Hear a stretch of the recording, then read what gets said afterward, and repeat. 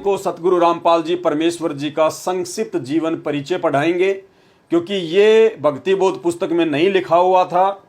ये केवल साध संगति से जुड़े हुए सत्सेवक भाई बहनों ने जो नई भक्ति बोध पुस्तकें छपवाई हैं उनमें लिखा है। क्यों लिखा है? क्योंकि अब हमें सतगुरु रूप में आए हुए सतगुरु रामपाल जी परमेश्वर जी की पहचान हो चुकी है, और पहचान होने के बाद भगत केवल अपने गुरु की ही विशेष महिमा करेगा। तो अपने गुरुदेव भगवान की विशेष महिमा के अंतर्गत साध संगति से जुड़े हुए सत्सेवक भाई बहनों ने कुछ वाणियां लिखकर अपने गुरुदेव के चरणों में समर्पित करके और इस भक्ति बोध पुस्तक में लिखी हैं। पूर्ण परमेश्वर सतगुरु रामपाल जी भगवान का संक्षिप्त जीवन परिचय।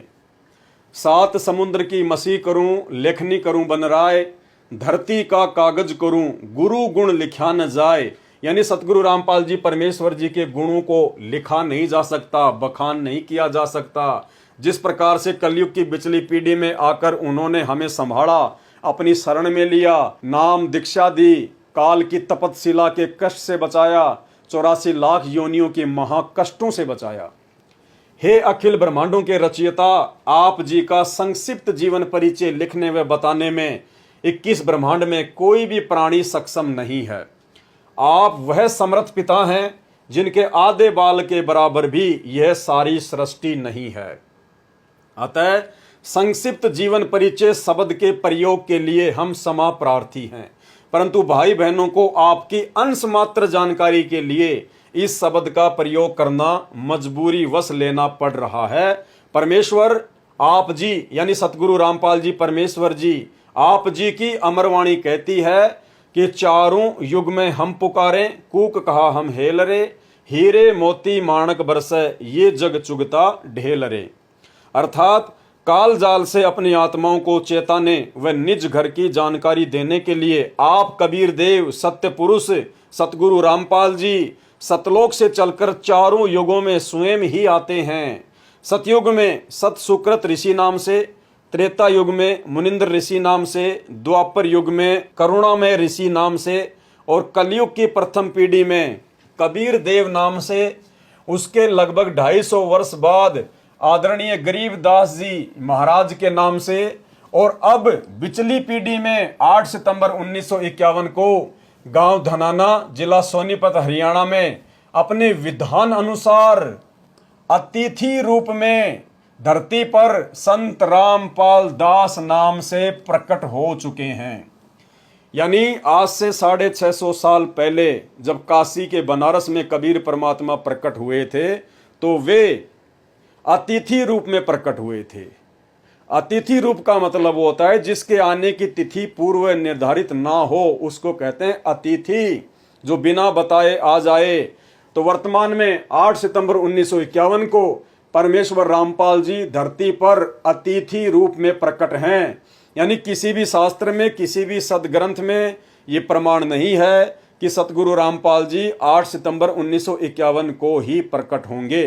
तो इसलिए आज परमात्मा अतिथि रूप में धरती पर प्रकट हैं।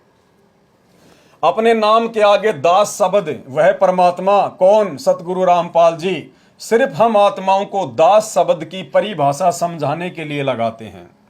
साहिब से सतगुरु भय, सतगुरु से भय संत, धर धर वेख विशाल अंग खेल आदि और अंत।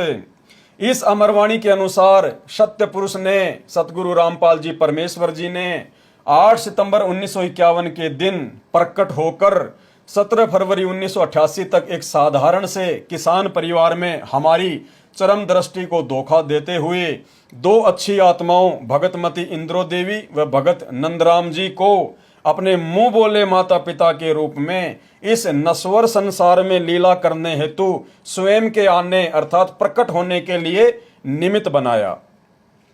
17 फरवरी 1988 को ठीक उसी तरह कबीर सागर में लिपिबद्ध अपनी वाणी के अनुसार 650 साल पहले की तरह गुरु शिष्य परंपरा व भगत बनकर हम जीव आत्माओं को एक भगत के लक्षण समझाने के लिए जैसे पंडित रामानंद जी को मुंह बोला गुरु बनाया था, ठीक उसी तरह जगत गुरु होने के उपरांत भी 17 फरवरी 1988 को आदरणीय रामदेवानंद जी को अपना मुंह बोला गुरु बनाकर 12वें पंथ में प्रवेश किया तथा उसके बाद सन 1994 से सत्संग व नामदान देना शुरू करके सच्चे सतगुरु की भूमिका निभा रहे हैं। आप स्वयं कबीर देव हैं। मर्यादा में रहकर भक्ति करने वाली अनेक आत्माओं को आपने जीवन दान व आध्यात्मिक सुख देने के साथ साथ शास्त्र अनुसार भक्ति देकर मोक्ष का मार्ग भी दिखा दिया। सन 1994 से आज तक आप जी ने परमार्थ के लिए निस्वार्थ भाव से जो संघर्ष करके दिखाया है, यह आपकी दयालुता, साधुता व समर्थता का प्रमाण है। वेदों में लिखित अपनी महिमा व गुणों को सत्य साबित करने के लिए कि वह परमात्मा कमल के विकसित फूल पर शिशु रूप में प्रकट होकर कुंवारी गाय के दूध से अपनी परवरिश करवाता है, वह परमात्मा मुर्दों को जीवन देकर 100 वर्ष की उम्र प्रदान कर सकता है, निर्धन को धन देकर सुखी कर सकता है, कोढ़ी व रोगी को स्वस्थ करके नया जीवन दे सकता है, वह बांझ को पुत्र तथा अंधे को आंख दे सकता है, आदि आदि वेदों में वर्णित महिमा को यथार्थ रूप देने के लिए चारों युगों में मात्र एक एक जीवन किसी तालाब में विकसित कमल के फूल पर शिशु रूप में प्रकट होने की लीला करते हैं। अन्यथा आप जी परमेश्वर सतगुरु रामपाल जी भगवान को किसी तालाब या कमल के फूल या शिशु रूप में प्रकट होने की कोई आवश्यकता नहीं है। आप जी जब चाहें, जहां चाहें, जिस रूप व अवस्था उम्र में प्रकट होना चाहे हो सकते हैं। जैसे नानक जी को बेई नदी व धर्मदास जी को मथुरा में जिंदा महात्मा के रूप में प्रकट होकर ज्ञान समझाया, 1392 में प्रकट होकर तैमूर लंग को 7 पीढ़ी के राज्य का आशीर्वाद दिया। लगभग 300 वर्ष पहले आदरणीय गरीबदास जी महाराज जी के रूप में प्रकट होकर सदग्रंथ साहिब की रचना की तथा छुडानी गांव में गंगा जी को प्रकट करने तक की अद्भुत लीला की। लगभग 60-65 वर्ष तक छुडानी से निर्वाण होने के बाद 35 वर्ष तक उसी रूप में सहारनपुर उत्तर प्रदेश में अपने प्रिय भगत भूमड़दास सैनी के बाग में रहने की लीला की और आज साक्षात अपने वास्तविक सतलोकीय स्वरूप में सतगुरु रामपाल जी के नाम से 8 सितंबर 1951 से हम सबके समक्ष प्रकट हैं। हे जगन्नाथ, आपकी लीला अद्भुत है। हे अविगत परमेश्वर, आप जी की गति को कौन जान सकता है।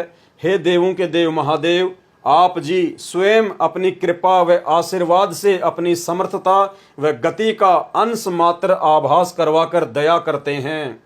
हे दयालु परमेश्वर, अपनी भोली व नासमझ साध संगत पर अपनी प्रेम दृष्टि, आशीर्वाद व कृपा दृष्टि बनाए रखना। हमारी आप जी से दंडवत प्रार्थना है कि हमारे अंदर भक्ति, कसक व चाहत बनी रहे। हे प्रभु, इतनी दृढ़ता भी देना, चाहे ब्रह्मा विष्णु महेश काल व दुर्गा भी हमें आपकी सत भक्ति से विचलित करना चाहें तो भी हम डगमग ना हों।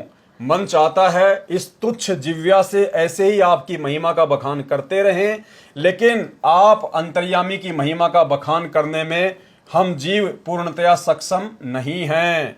बंदी छोड़ सतगुरु रामपाल जी परमेश्वर।